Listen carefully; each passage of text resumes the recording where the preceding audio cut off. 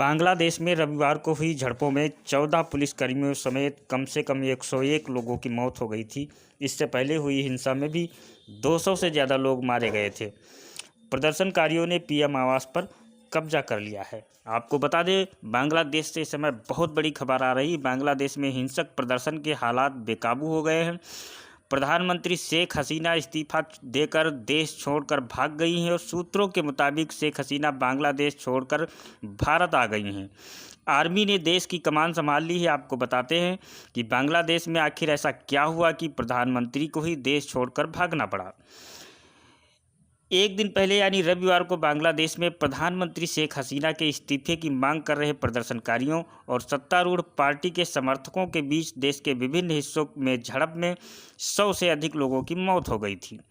बड़ी संख्या में लोग घायल भी हुए थे। देश भर में कर्फ्यू लगा दिया गया था और इंटरनेट सेवाएं बंद कर दी गई थीं। रविवार को ही झड़पों से कुछ दिन पहले ही बांग्लादेश में पुलिस और मुख्य रूप से छात्र प्रदर्शनकारियों के बीच हिंसक झड़पें देखने को मिली थीं, जिसमें 200 से अधिक लोगों की मौत हो गई थी। दरअसल प्रदर्शनकारी विवादास्पद आरक्षण प्रणाली को समाप्त करने की मांग कर रहे हैं, जिसके तहत 1971 में बांग्लादेश के मुक्ति संग्राम में हिस्सा लेने वाले लड़ाकों के रिश्तेदारों को सरकारी नौकरियों में 30% आरक्षण देने का प्रावधान है। बांग्लादेश में आरक्षण प्रणाली के तहत कुल 56% सरकारी नौकरियां आरक्षित हैं। अब इन नौकरियों में 30% आरक्षण स्वतंत्रता सेनानियों के परिवार वालों के लिए, 10% आरक्षण पिछड़े प्रशासनिक जिलों के लिए, 10% महिलाओं के लिए, 5% आरक्षण जातीय अल्पसंख्यक समूहों के लिए और 1% दिव्यांग लोगों के लिए आरक्षित है।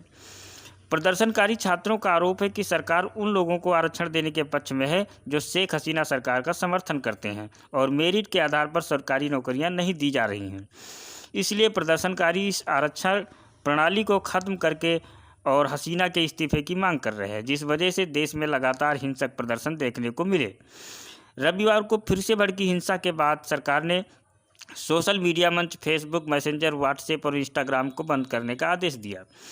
मोबाइल प्रदाताओं को 4G इंटरनेट बंद करने का भी आदेश दिया गया है। प्रधानमंत्री हसीना ने शनिवार को आंदोलन के समन्वयकों के साथ वार्ता की पेशकश भी की थी, हालांकि उन्होंने प्रधानमंत्री का प्रस्ताव ठुकरा दिया था। रविवार की सुबह झड़पें तब हुई जब प्रदर्शनकारी स्टूडेंट्स अगेंस्ट डिस्क्रिमिनेशन के परचम तले आयोजित असहयोग कार्यक्रम में भाग लेने पहुंचे। अवामी लीग, छात्र लीग और जुबो लीग के कार्यकर्ताओं ने उनका विरोध किया और फिर दोनों पक्षों के बीच झड़प हो गई और झड़प इस स्तर तक पहुंच गई कि हालात बेकाबू हो गए।